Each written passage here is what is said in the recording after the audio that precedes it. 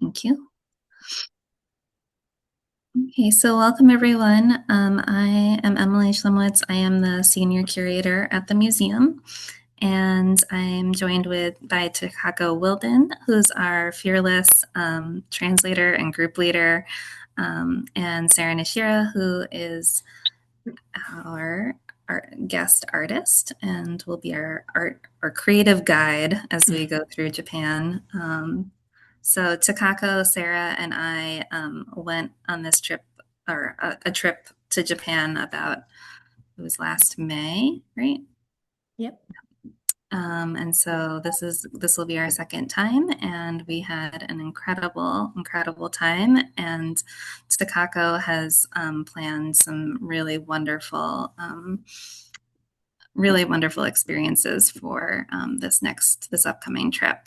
So I think we'll just run through the itinerary, but also maybe Sarah can talk a bit about how she's sort of conceptualizing some of the design experiences that we'll be experiencing with her on the trip. So I'll turn it over to Sarah first. Can we turn it over to Takako first? Is that all right, Takako? Um, yes, yeah.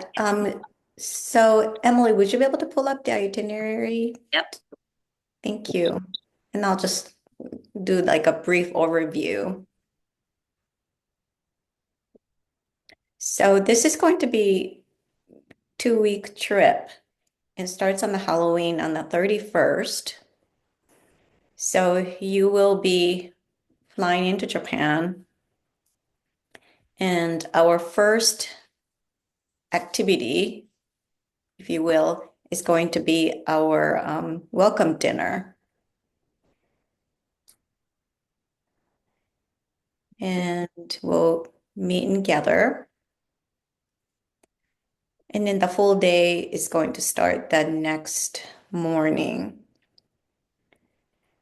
Hold on. Can everyone see this? Is this Yes. working for everyone? Okay. Yeah, I think so. Okay. So that will be October 31st. And we're going to be staying or planning to stay at a New Otani, which is a very nice hotel, full service hotel with a Japanese garden where you can just step out and then walk around. And so on the first full day, which will be day 2 that you're looking at on the itinerary, we will have some excursions so that we can get kind of, get out and then get acclimated with our Japan time zone. And the first item that we wanted to do was to visit Oedo Antique Market. So this is a huge outdoor market in Tokyo.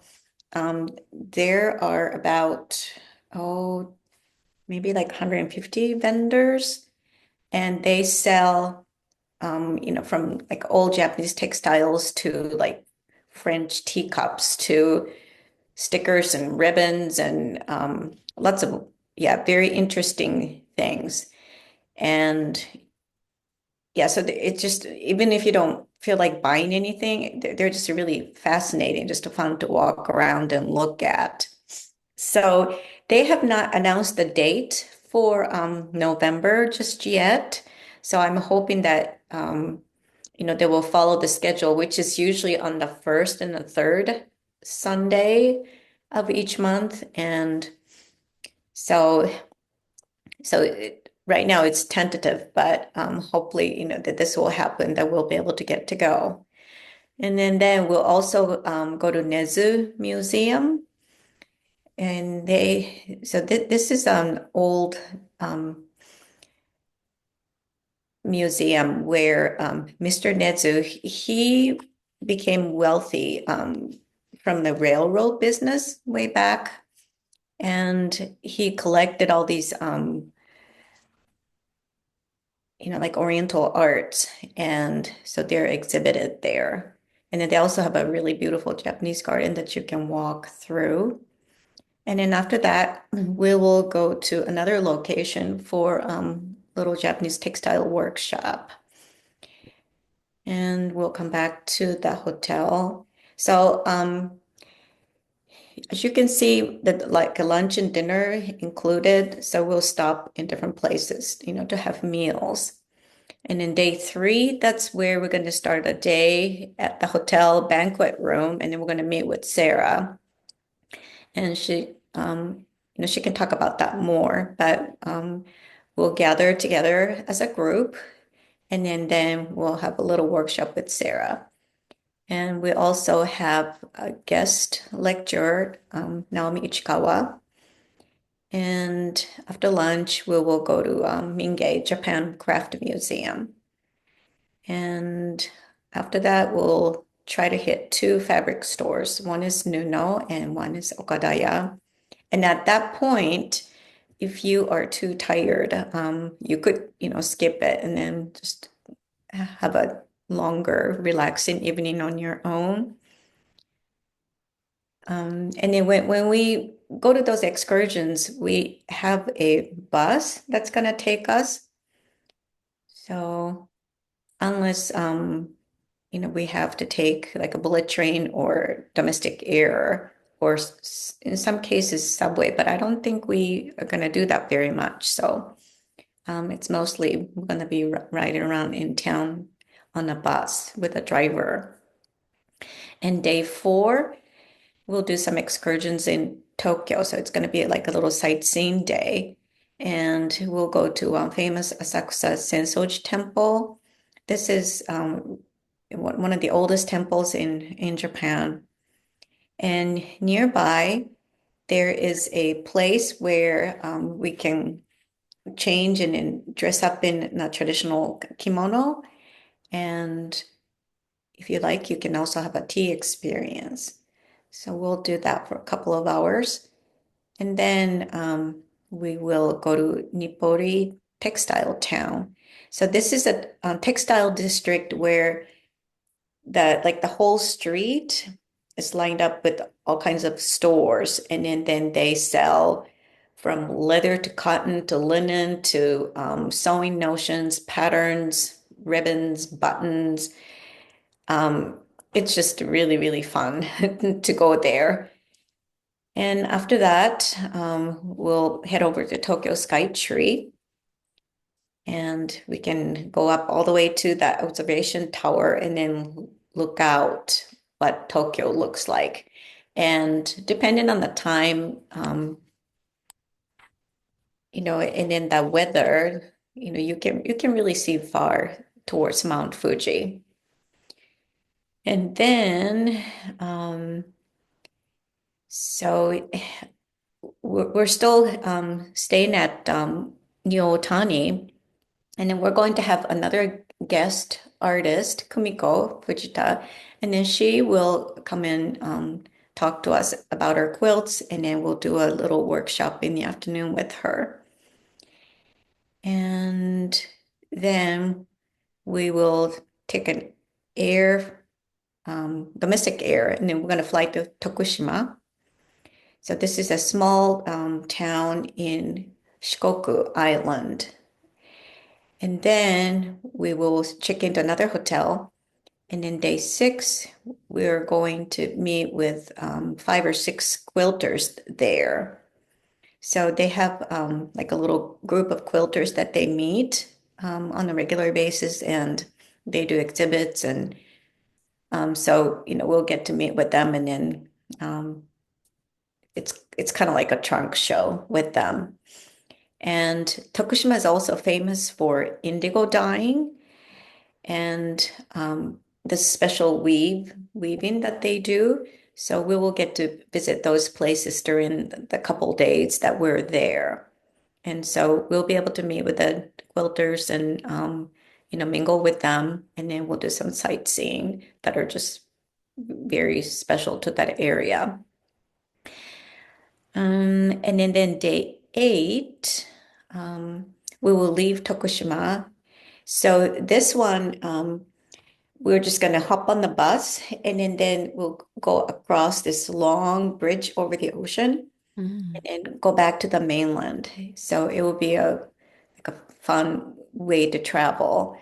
And then we'll go through Osaka, which is one of the busiest cities in Japan, and have lunch there. And we'll head over to Kyoto, which is about an hour and a half away from Osaka. And we'll try to catch handmade market. So this is an interesting um, one, and it's different from antique market that like we talked about earlier in Tokyo. So this handmade market, all the vendors, they make their items. So not necessarily like antique ones that the people collected, but so like one example would be, so there's this man, he does woodwork, and then he makes wooden chopsticks from different kinds of woods. So you can get that if you like. You see a lady that makes jewelry, um, and then there's some people that are selling foods like tea leaves and honey, um, and then there are several ladies that make beautiful clothing using like a kimono textiles. And yeah, they're just really fun. And then they have handbags and cookies and breads and spices and like brooches and coasters. And they're just t-shirts. They're just really fun to visit. And then we'll check into the hotel. We're going to be staying at Nikko Princess in Kyoto. And then we're going to meet another quilter. Her name is Sayoko. And so all these quilters that we're going to meet, they have their own very distinct style. And then she uses kimono textiles. And then she does kind of like a landscape quilt, but it's like a Kyoto scene. So it's very distinct, and then the way she constructs her quilt is very interesting. So she's going to show us how to do that. And then she said she could stay for dinner, so we'll have a meal together with her. So if you have questions, you can continue the discussion after our lecture and workshop. And then next day, day 9, we will go to some textile related museums. And then we're going to do, one workshop there. And then we'll visit a couple of temples. And then you'll have some free time to explore in Kyoto. And day 10, we're going to leave Kyoto and we're going to hop on the bus, and then we're going to drive to Matsumoto. So that's more of a like central Japan between Tokyo and then Kyoto. And we're going to meet another quilter, Yoshie. So she uses lots of like cotton, like indigo type of old textiles, and makes really, really interesting looking quilts. So she said she is going to, so I'm still coordinating with her, but it's going to be basically she has like a little studio shop, so we can go visit there. And then we'll have a lecture, we have workshop, and then she said, I'm going to move things around a little bit, but I think we're going to just stay for dinner. And then we'll check in to this little Japanese style of a hotel, and then we'll be staying there for a couple nights. And so there was a little change on day 11. Originally, we were going to stay in Matsumoto and then do more excursions, but they switched the dates for the quilt festival. So I put that back into our itinerary. So in the morning, we're just going to get up a little bit early and then hop on the bus. And then the bus is going to take us to Yokohama. And then we'll just spend 3, 4 hours there and then ride back. So this is an international festival, quilt festival, and you'll also see many interesting vendors. So it's a fun time to spend there. Um, so okay, so we're now at day 12. We will probably have time for one excursion to do in Matsumoto, either the museum or the castle. And then I want to get over to Tanaka Merchant Museum. And so I just had an exchange of email with the man that takes care of this museum. And then Mr. Tanaka is the 12th generation of this, yeah, this merchant house. Anyway, and then they serve lovely lunch there. So I'm hoping to find the time so that, we'll leave Matsumoto early enough so that we can go to Tanaka Family Museum and then have lunch there and then see their exhibits because it is a huge property. And we will drive on to Nagaoka, which is in Niigata Prefecture. That's the outskirts of Niigata. And we'll spend one night there. And in the morning, we're going to drive over to short drive to Tsubame Sanjo. That's another name of a city. And this area is famous for all kinds of metal work. So I'm hoping to get to this one like a store where you can buy like scissors and um like bowls and well maybe you don't want to buy pots and pans but like if you wanted to get one that would be like the place to do it. um and then we'll drive over to towards Niigata and it will have two workshops, so we'll meet Yasuhiro. He runs a plant dyeing shop. So he will have some workshop for us to do. And then we'll also meet with Akiko Ike. And then she's the lady that does big stitching, like chiku chiku, we call it. So we're going to do a workshop and then lunch at her farmhouse. And then we will be driven to the city, into the city of Niigata, and we'll stay overnight at a hotel. And we'll go to Akiko's shop in town. It's called Niigata Ginka. And then Kire is little fabric store nearby, just a walking distance.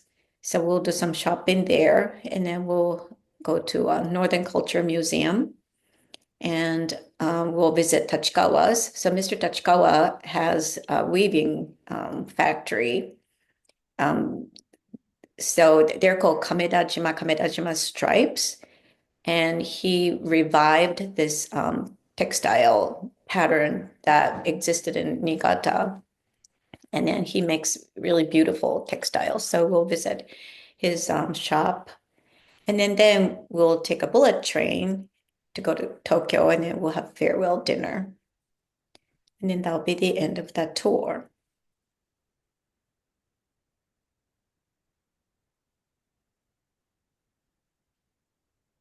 So we'll be busy and packed with activities. And I think you'll get a good exposure to, different things. So that's just the overview. Thank you, Takako. Thank you. Does anyone have any questions specifically about the itinerary or anything we're going to go to, or anything for Takako? Logistical questions or? Kim had a question. Do you want to unmute? The in Nagata, is the weaving shop the same one you went to before with the cotton factory? Mm-hmm.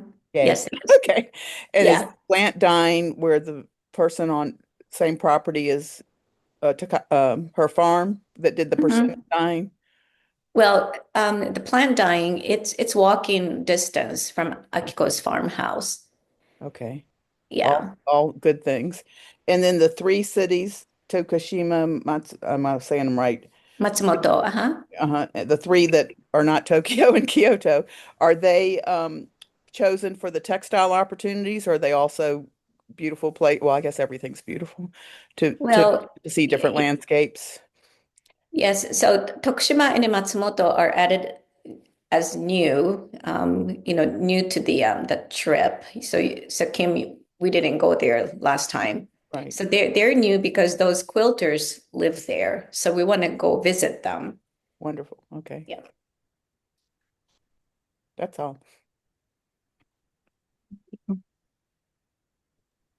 And I will also say we did, so in addition to the trip that the museum led and Takako led in May with Sarah, we did one in November as well last year. And we had added the kimono and tea experience as part of that. And I'd say, Takako, that was probably one of the highlights. The group absolutely loved that.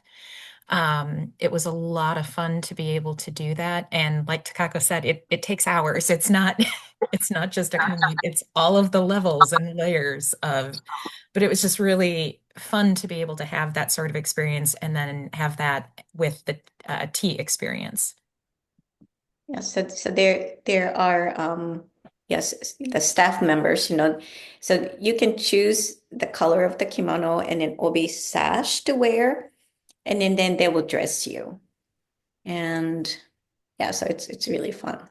And what's also They do nice, your hair too. yep, they do your hair, the shoes, all of it, a little bag.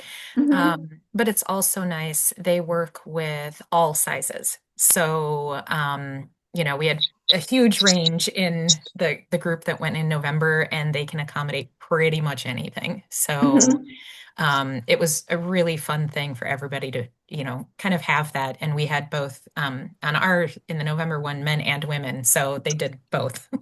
So you are dressed separately. So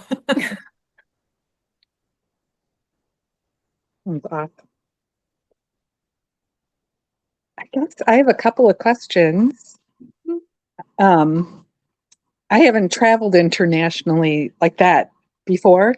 So, like we're going from hotels on buses and trains and domestic airlines and stuff like that, which sounds like it's included except for the trip to and from Japan.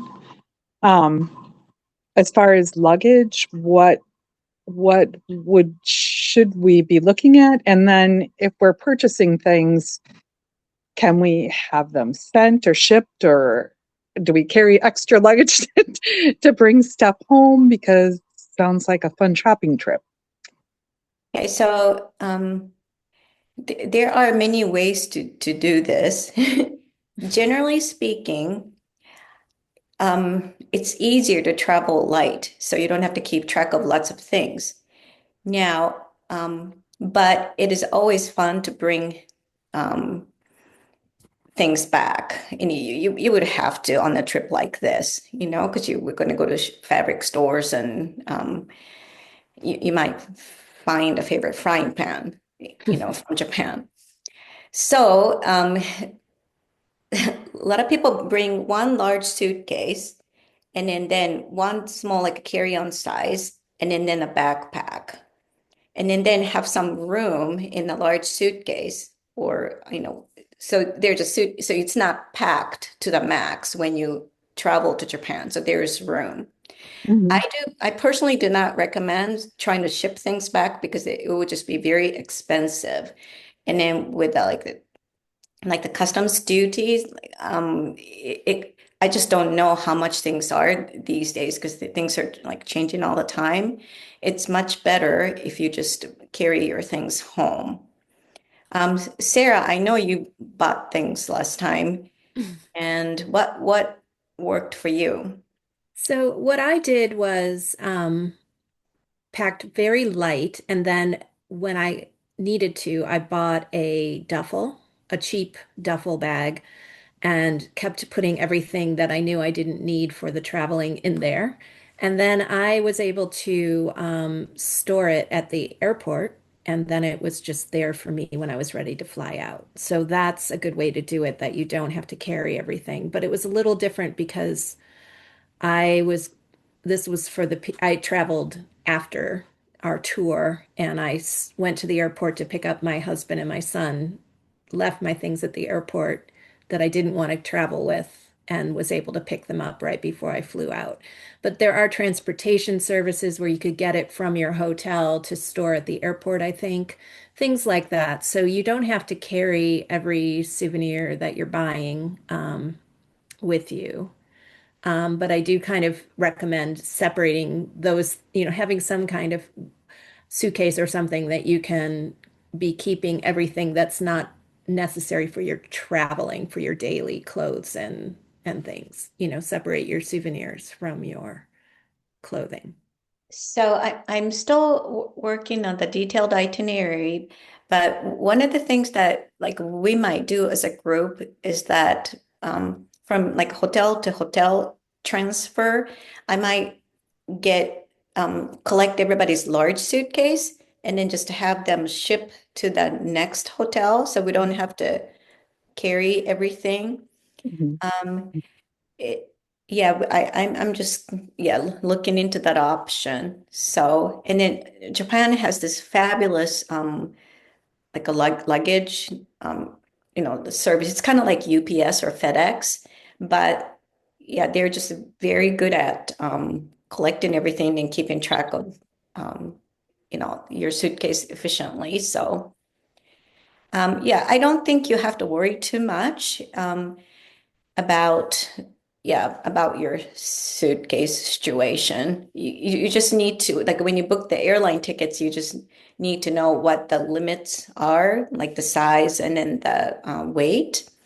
And if you need like a duffel bag, I can take you to a store. That's not a problem. Yeah. But There's yeah, it's very different than the United States in that they're very used to this idea of moving bags around, Mhm. and they have systems for that, even at front desks or at the konbini, the little groceries, the little convenience stores. They have services to do these kinds of things for you. So there are ways to store your things at the train stations, whatever. But for the most part, I think it's better, like Takako said, to take it home with you. So if you can, stash your souvenirs in one suitcase and have that go on the plane, that'll work perfectly. And the beauty for us is that a lot of what we'll probably be buying is fabric, textiles, things like that. They're not breakable. They're pretty flexible. It works out. So. And you will get a packing list before, so a recommended packing list of that includes Maggie. We saw your message about expecting in terms of weather. We'll actually say, make sure you bring these sorts of clothes, this sort of thing. And Takako, will each of the hotels once again have laundry services available, right. or at least the You can Kyoto send and it Tokyo out. ones will. Uh-huh. So you don't Yeah. have to bring 2 weeks worth of clothes. The hotels can actually do laundering, and it is very, very affordable. It is really inexpensive to do it. And then, if you bring like the sheet soap, you could just do like a little laundry in your sink and then just hang to dry and then it'll be good to go, like overnight. So, but as the trip gets closer, I will have the suggested packing list. And then in November, it will be cooler, but not cold. So, you want to have like a lightweight jacket, unless you're from like Florida. Weather is such a personal thing. So I don't know what everybody's used to. Um, but it's pretty mild. And will the colors still be out on the trees at that point, or is it past the peak color? Um, so I think it depends on where we are going to be. Yeah, but like in Matsumoto area, the central Japan, it's more towards the mountains. So I think hopefully that will be about the time that we can really enjoy the leaves, the changing colors, and it will be really beautiful. Nice. And then what, as far as like money, do you do exchange? Do you just do credit card? And usually like vendors in a market is usually like a cash thing. So Japan is more of a cashless society than the US still. So you would always want to have some cash on hand. Because some of the small vendors would appreciate, getting paid in cash so that they don't have to pay the credit card transaction fees on their end. Um, so one of the better rates that you can get for your cash is to use your the bank debit card, and withdraw at like a convenience store or like at the airport, like 7-Eleven. There's a cash machine, like an ATM machine, and you can just withdraw like maybe like $100 worth of yen, and then use it. So you'll have all that information. So no worries. They also exchange money at the hotels. Like there was a machine there, so it's pretty widespread that you'll be able to get cash. And 7-Elevens are everywhere. Yeah, So, exactly. Exactly. Anyone else have any sort of logistical questions? I know last time there was a group that sort of, yes, you're supposed to buy your own plane fare to Japan, but there was a group that from Wisconsin that went down to Chicago together and took the same flight. So once we get fuller information, we'll ask you guys to share emails so we can connect before the trip. And we did an info session just for participants last time, so we'll probably do that again so that we can all meet each other. And one of the things I think is really wonderful about these trips is meeting other people. You get to know so many different interesting people who are all creative, and at least both groups now are friends. Like we have a WhatsApp group that we all talk on, and they all just came up to the museum and we had lunch recently. So it's a really nice way to meet people and travel in that way. So yeah.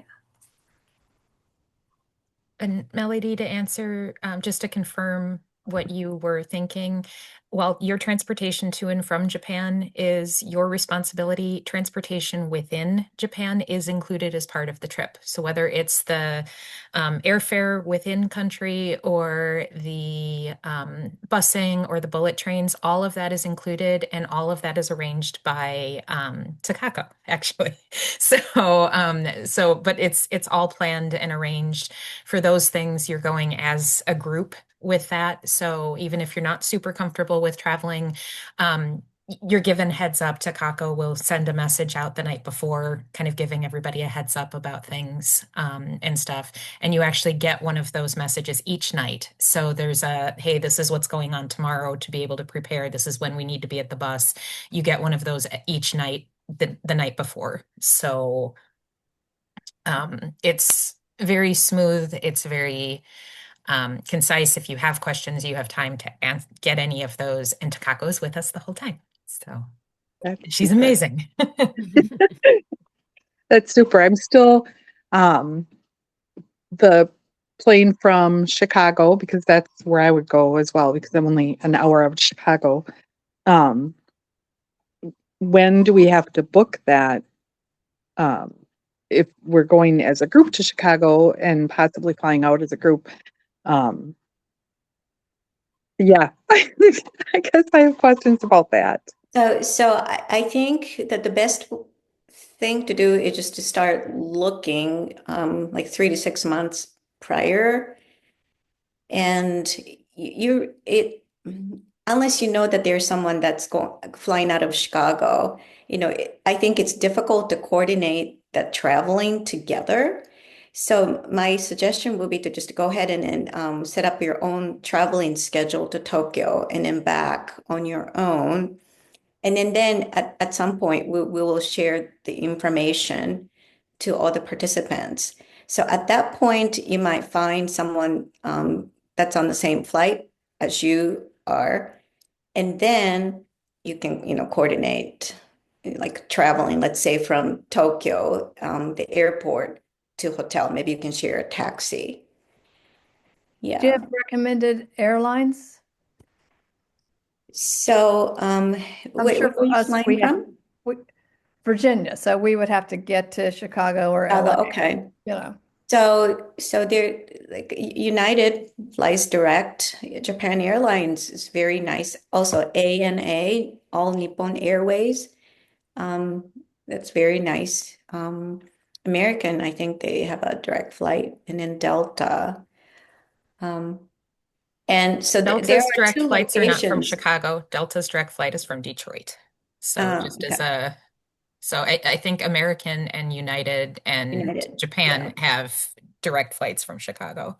Yeah. Thank But you. again, it just depends where I mean, if you're connecting in, say, if you're flying out of Virginia or something, if you connect in DC or something, there might be one. Yeah. Mm-hmm. Yeah. I have been to Asia a number of times, and I do find that the Asian carriers superior to the American carriers. Yes. Yeah. Yeah, the service is much, much better. I Yeah. traveled on Japan airline and I didn't want to get off the plane. I loved it so much. Same. Yeah, and Japan Airlines, I know it matters what ticket, what specific ticket you buy, but I was trying to coordinate with, like I said, my son and my husband came after the tour was over and we were trying to coordinate things. I changed their tickets several times and it was never a problem. There were no fees to do that. I know it depends on what, level of ticket and how complicated your ticket is, but there are, I like Takako said, if you can book it when you see a good rate, book it and then just check that there's perhaps options to make adjustments if you need to, if you decide, that you want to try and travel with somebody else or whatever. So. And there are two locations for the arrival in Japan. So there's Tokyo International Airport. It's Haneda and then also Narita. And Haneda is the one in like more in central Tokyo. So that's where you want to go to. Narita is also an international airport that's near Tokyo, but it's about an hour away. Sometimes, like the people that are traveling from East Coast, they have like better access flying into Narita. So, if that's the case, you can still, like travel into town through this express train and then catch a taxi, from like Tokyo Station and then drive over to your hotel.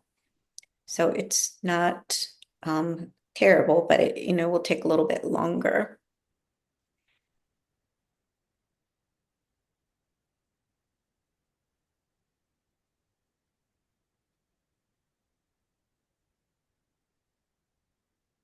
Takako, could you spell the I'm airline? writing it. I got it. Thank you. Thanks, Sarah. That information will also be included as we get closer to the trip. There's kind of an FAQs, so along with the packing list and the more detailed, like really detailed itinerary, you'll get some travel suggestions and even some about the airports. And Takako, I think you even had like about the express, so how to get from Narita to Tokyo, because we did have some, at least in November. I assume you probably did in May too, that flew into both airports. So there'll be some suggestions for you on how to get those and what the recommendations are for those. So we'd provide that information, some logistical information like that for you too. Great. Do you suggest we fly in the day before day one or leave the day after the last day? Is there suggestions there? So that's totally up to you.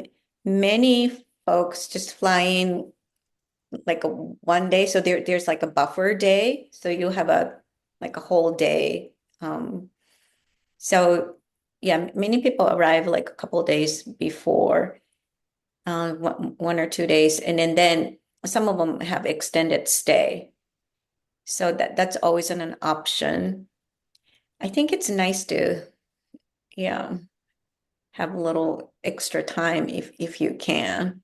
So I know some people have traveled and like arrived on the day of, like right before that dinner. Mm. It's doable, so it's whatever works with your schedule. But if you need extra nights in the front end or the end, I can make arrangements for that if I know ahead of time. If you just like to stay at the same hotels. And Tokyo is extremely user-friendly. So, even if you've never been to Japan and you arrive on your own before Takako is there to be helpful, don't be overly nervous about that because it's a very easy city to navigate, get your footing and then be ready. What is the time difference? Oh, I think they're like 15 hours ahead. That was 12. Um, yeah, I think it's 15. Well, it also depends on where you are. Oh, So, right. Right. So from so I mean, Chicago, like for the November one, we had somebody that joined us from South Africa. So her time difference was very different from, Right. we had yeah, somebody from the West Coast, somebody from a bunch of people from the Midwest, a few from the East Coast. So our time differences yeah, were all very yeah. different. What I found really helpful was the clock app that's on my phone had local time and time back home so that I wasn't inadvertently, calling somebody at 2 o'clock in the morning back home because Right. I was awake. So, Right. And I found that the jet lag was a lot easier um, going to Japan. So you're in pretty good shape when you are in Japan. And then when you come home, it hits you a little harder to readjust to the United States clock. But Okay, can I just say this thing y'all might think is crazy? So I've been to China 4 times, 5 years between each time. And so that means, the first time I'm 40 and the last time I'm 55. Every time, the last one was easier because I learned this acupuncture pressure point thing that you do 50 taps on 12 different places on your body that are aligned with 2-hour time periods, and you're setting yourself for your destination. It is crazy how it works. So I will share that if I go on the trip, or even if I don't. Thank you. One other thing is we, as hosts, we get there a couple of days early. So, we'll be in You'll be country good. in a little bit beforehand. So if you do need something, we are available. The other benefit to arriving early is if your flight gets canceled, because I did Mhm. allow 1 day, but my flight was canceled even with that because of storms in the north. Sarah, do you want to take a stab at sharing some of sure, your? Um, sure. I can share my screen, yeah? mhm, you Okay. should be able to. Sorry, go to slideshow. Okay, I just wanted to I put together just a couple slides to I don't know, try and get you excited. This is a map, so everything that Takako just talked about is highlighted on this map. And I'm a visual person. It helps me to kind of see how close they are to each other and so on. So Tokushima is on Shikoku, which is this little island off the Osaka, Kyoto end of Honshu. So that's going to be very exciting to go to a completely different place. And I just heard on NHK that Shikoku is where all the yuzu, if you're familiar with those citrus fruit that Japan is so famous for, that's when their harvest is in early November. So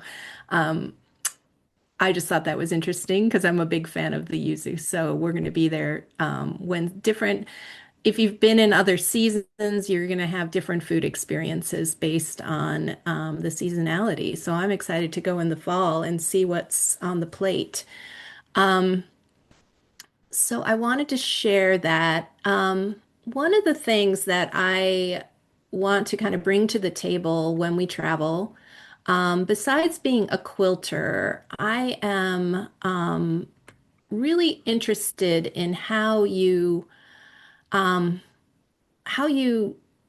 are take the things that you see in the world, other crafts as well as things in nature and so on, and bring them into your own work. So when I teach, a lot of my sort of where my heart is when I'm teaching is with design. And I'm always interested in helping people not just learn how to stitch, but learn, expand their imagination. And that's why travel is such an exciting part of being a maker is that it doesn't matter even if you're in your home turf, there are things to see and things to think about and then bring them into the work that you do. So when I started quilting, these are both very early quilts. I was very interested in Japanese textile, in particular Japanese costume. And the reason for that is just these objects, which are from these two quilts, or I'm sorry, not quilts, these two kimono are from costume for no drama. And they're from like the 1600s. They are very, very early, and they look to me so modern and so related to contemporary textiles from the 20th century and 21st century. So, looking at other textile traditions immediately has always filled my quilts with design ideas. And I'm really interested in talking about ways that you can go from loving something you see to making something that you love and finding ways to make those connections. Um, Travel has been a part of my sort of artistic journey forever. When I was in college, I studied abroad in Italy and then for a semester, and then I was lucky enough to go back for a full year. And that's when I really began my habits of keeping a sketchbook. And the sketchbooks were literally just observations of things that I saw without any set intention of what I was going to do with those things. It was a way to understand what I was seeing through my fingers and through my eyes and really staying present.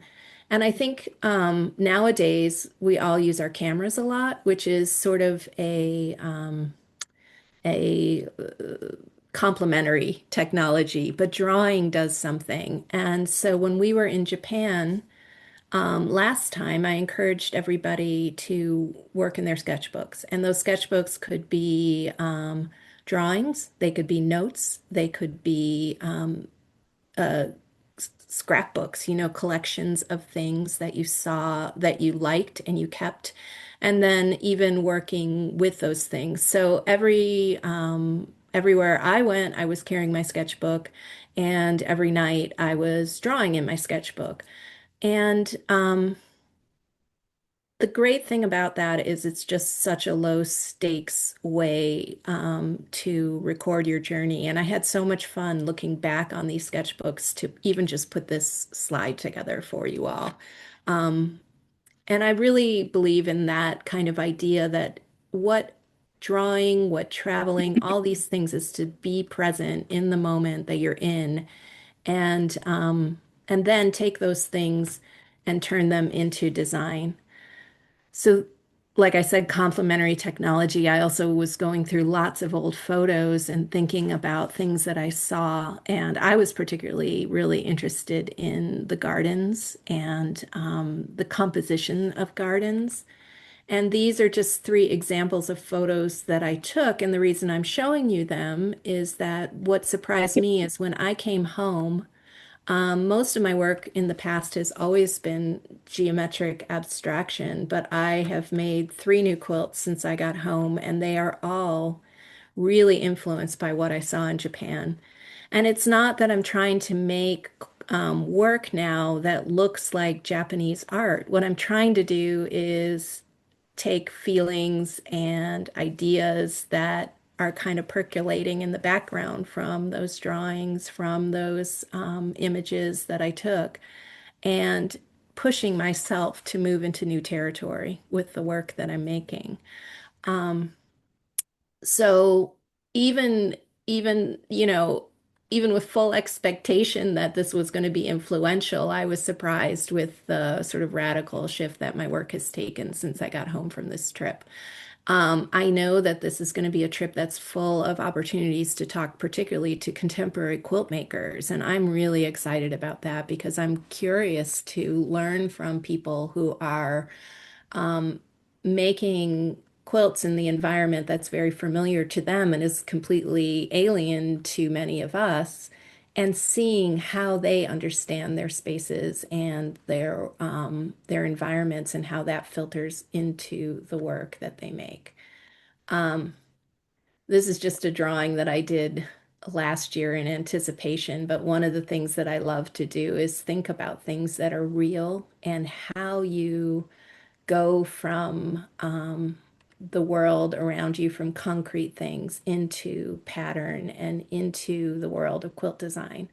Um, so I'm excited to work individually with all of you as well as to lead discussions as we travel, um, and to walk through the streets with you, to look in your sketchbooks if you're keeping them. I did a lot of one-on-one sort of just conversations, in my hotel room or on the buses or the trains, to look and get to know you all and what kind of work you do, and share ideas and see how we can continue to turn this into the work that we make.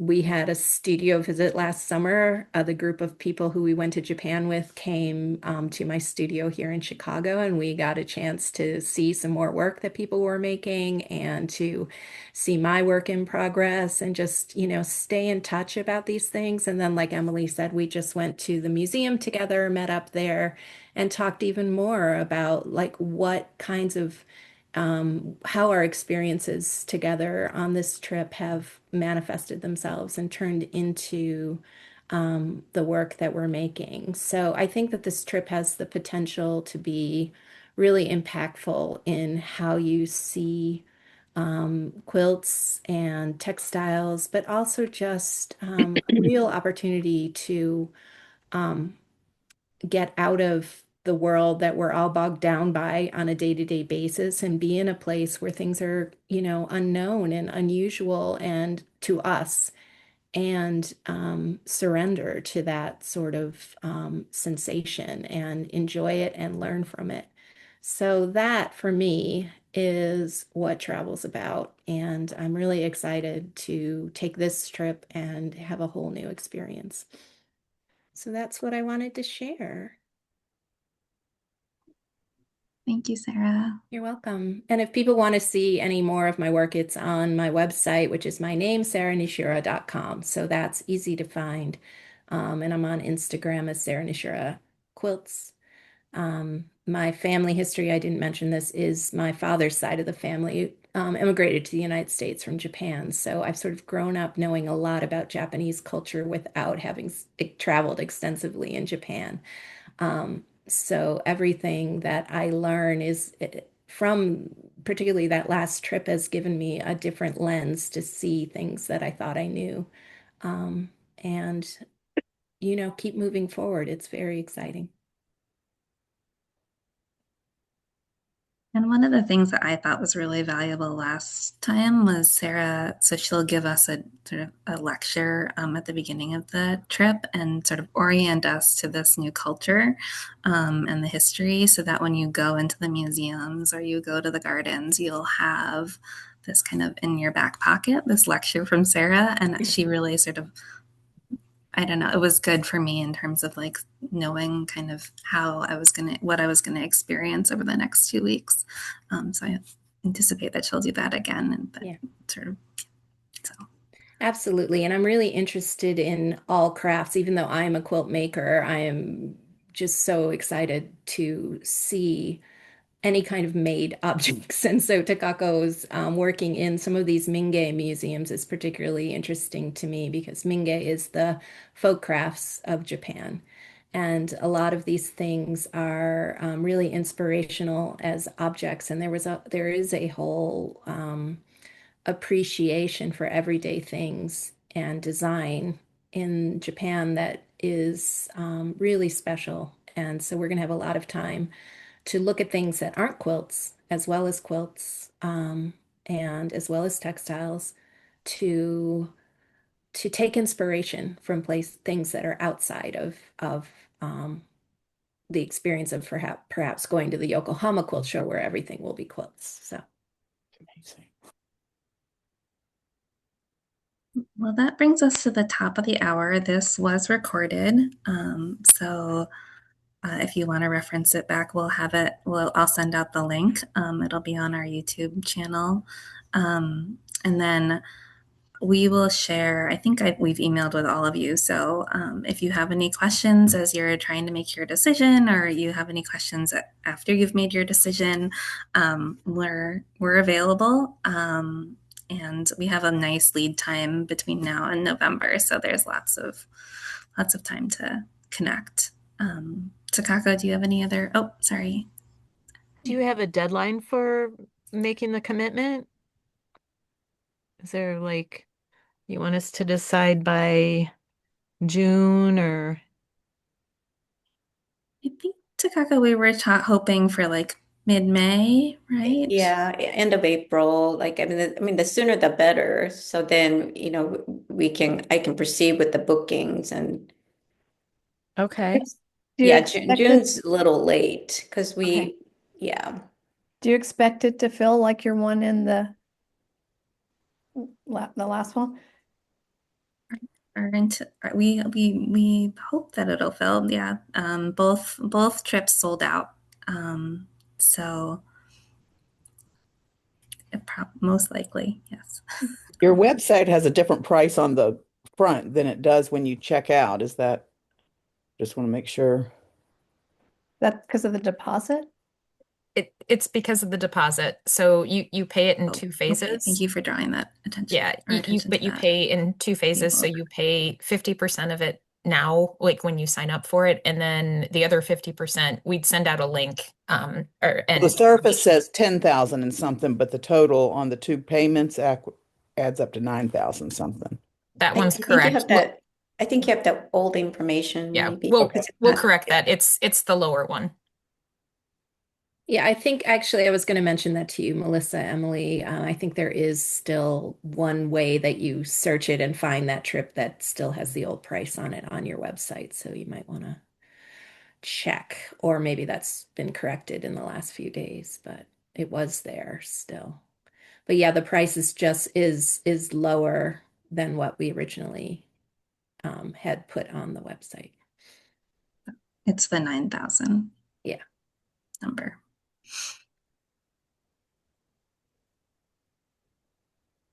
Oh, I have one Which more question. also, sorry, I don't want you to forget. Are you bringing any of your quilts for us to view? me. I will be doing a slide presentation, but not bringing them again, just to that issue of carrying things. Okay. But yeah. Um, I also wanted to mention in terms of the price, if you compared, there are other trips that have lower price points, but they tend to be less days. This is a generous trip in terms of the number of days and also basically when you arrive, besides buying souvenirs and maybe bottles of water while you're walking around, there really is nothing that you need to spend money on except for a couple dinners. And if you no, in Japan, I mean, the exchange rate is phenomenal, and food, unless you're eating fancy food, is, I was just shocked how affordable. We're so used to ramen being like a gourmet thing, but in Japan, a bowl of ramen, it's a $5 dinner, you know. So, um, really what the price, the sticker price that you're looking at for this trip includes a lot of days, and basically everything that you're going to need that's mandatory to spend money on. The breakfasts are incredible at these hotels. So, And you get your own room. It's single yeah, occupancy, so you don't have a Mhm. roommate. that's right. I'll do a pitch. I went on the Heidi Parks trip and I've been watching these itineraries and a lot of them were repeats of what I'd already done, but the Niigata aspect, I do that over and over and over. I mean, it was all great, but I'm so excited those things are repeated. But even like the natural dyeing in Niigata, that is seasonal, you know. So going in October versus May, I'm sure he was literally pulling weeds up off the off his property to turn into dye, and it was amazing. And there will be different weeds to pull from. So, you know, these experiences are yeah, I don't even know what to expect. I'm excited. Kim said when she was buying little scraps of fabric hither and yon that it was all very inexpensive, but what do you like? Was I answering the doorbell when we talked about what spending money for beyond food?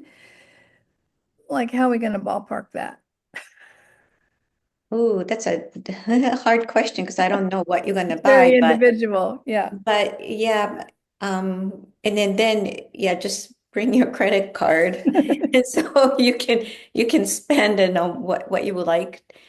Um, well, it's just that's such an individual thing, you know. But yeah, anywhere from like a few $100s on.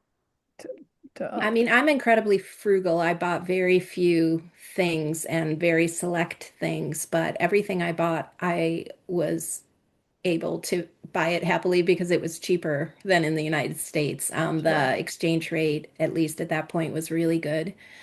So, as an example, we went to Kumiko's quilting workshop, and she had some wonderful books. So I bought a couple of books, and they're beautiful, you know, beautiful quilt books. And I think they were like $16 versus in America it would be $32 or $25 or something. You know, like um in general, things are less expensive than their equivalents in the United States. So if you think about what you might like to buy in the United States prices, you know you're going to come out less than that in Japan, most likely. I mean, you know.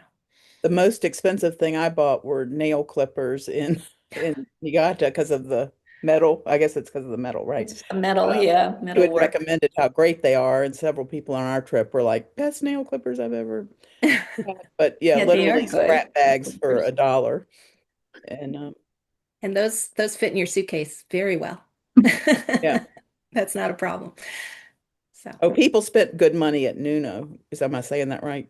They mhm. bought Hmm. dresses and skirts and Yes. Yeah, yeah. Nuno is like a very high-end place. Yeah. You're gonna want to have some reserve for like something really special because you will see something very special that you are not gonna be able to resist. But even then, $100 or whatever. I think like I bought a dress not at Nuno, but it was about 120 that I couldn't resist. So And it's like what I would call a $300 dress. So, you yes. know, I just think about what you might fantasize about buying and what those American prices would be, and you will know that you can do that with probably less money in Japan. Will we be near any of the high-end department stores? That's not always my jam, but I did enjoy them. Yes. In Osaka, we're going to stop at Hankyu Okay. department store. And then that Um, if I remember correctly, that's where the coca fabric. Oh, nice. Yeah, they have like a little satellite shop. If they're still, yeah, have the satellite shop there.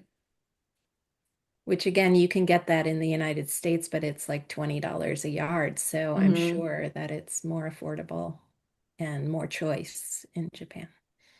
And I would imagine, so when we were there in November, we did go to the Yokohama quilt show. And keep in mind, Clover is headquartered in Japan. So they had a huge booth with a bunch of stuff that they only sell in Japan. But everything was extremely affordable. It was actually kind of sweet. For one of the people that was buying something, they kept saying that it was a little like portable, collapsible table, table adapter. Again, something flat that fits in a suitcase. But they kept saying, like, this is expensive, this is expensive. And it was like $20. So with the exchange rate. So it really, she's like, the person on our end was like, that really wasn't that expensive. It was only $20. But it's something that is only sold there. So, and I'd imagine, I mean, we don't have confirmation of who the vendors are, but there are some really cool, unique things there just because some of the vendors like Clover are, there and they only are selling that because they're there and it's local for them.